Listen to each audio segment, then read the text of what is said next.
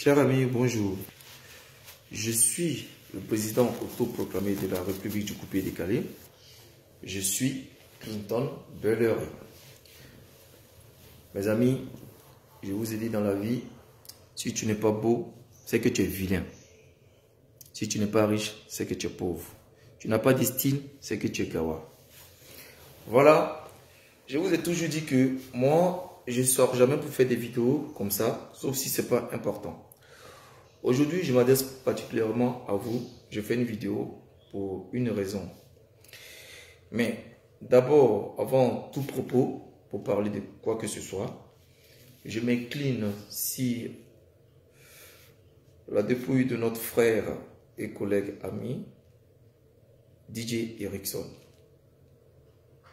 Je vous demande des prières pour lui, comme je le fais moi aussi. Que son âme repose en paix. Je vous ai dit que dans le coupé-décalé, il se passe beaucoup de choses. Mais vous savez, quand on parle, les gens croient que c'est un buzz. Ce n'est pas un buzz. Dans le coupé-décalé, mais je vais revenir dessus. Le coupé-décalé, ce n'est plus le coupé-décalé d'avant. Le coupé-décalé a changé, à une autre phase. Mais je parlerai de ça. Aujourd'hui, je ne suis pas là pour parler de ça. Je ferai une autre vidéo où je parlerai de ça. Vous savez, moi, c'est les situations qui me font sortir de, comment on appelle ça même, de mon silence. Voilà. Je suis le président autoproclamé de la République du coupé-décalé. Vous allez finir par m'aimer. Ouais. Et puis bon, j'ai deux yeux. Voilà. Donc, je rends hommage aussi, je rends mes condoléances les plus attristées à mon frère Borasangui qui a perdu sa mère. Il a toute mon attention, il a toute ma compassion. Et qu'il sache que cette douleur, je la partage avec lui et je serai toujours là pour lui. Voilà. D'ailleurs, j'en profite de l'occasion pour lui souhaiter vraiment beaucoup de courage. Et je ne peux pas ressentir ce qu'il lui ressent. Mais une chose je suis sûre, c'est que je sais que c'est une douleur qui ne sera pas facile. Parce qu'elle est vraiment pénible. Bon, aujourd'hui, je vais parler un peu du problème de Carmen Sama. Vous savez, moi, j'ai décidé très longtemps de ne pas me mêler de la vie des gens. Mais actuellement, ce n'est pas un buzz. C'est le vrai problème qui se passe sous la toile. Sur la toile, pardon.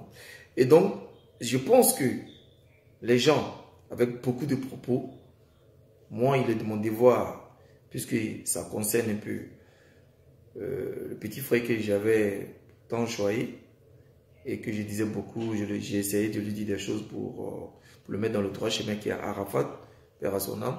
Aujourd'hui, je crois que sa concubine ou sa conjointe a peut-être fait la polémique sur la toile. Vous savez, d'abord pour parler, je vais d'abord parler à Kamel Sama. Kamel, si tu m'écoutes, ici c'est le président autoproclamé de la République du coupé-décalé. Dans la vie, il y a des choix que nous-mêmes on veut, et puis il y a des choix qui se posent à nous, qui s'imposent à nous, pardon.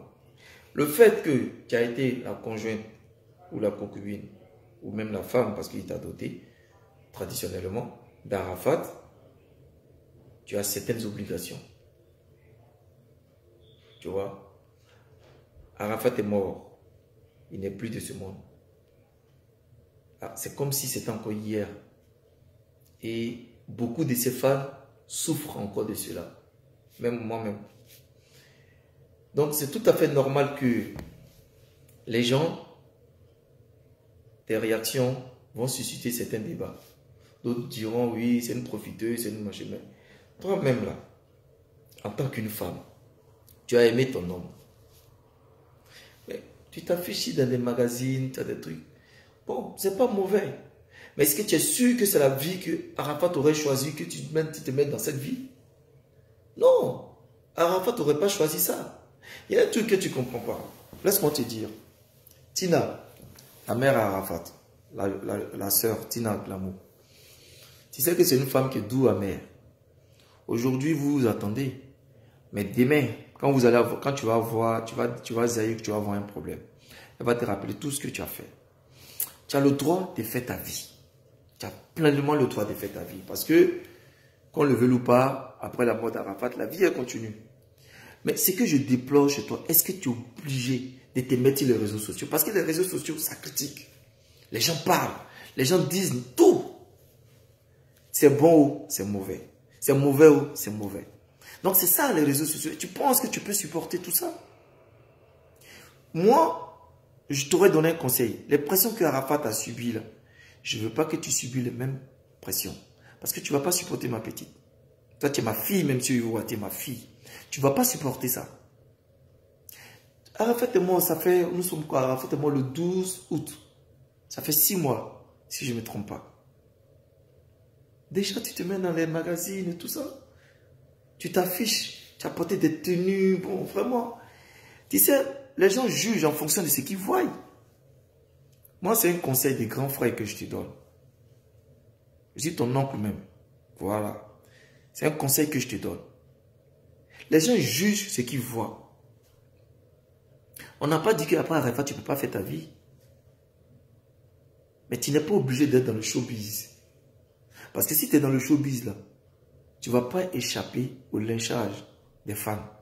Et dis-toi que tous ceux qui étaient derrière Arafat te suivent parce qu'ils veulent savoir au quotidien qu'est-ce que tu fais. Donc, il y a une petite jalousie. Arafat, même de son vivant, il était trop jaloux. Il ne te laissait même pas sortir de la maison. La preuve en est que vous avez fait des histoires pour ça.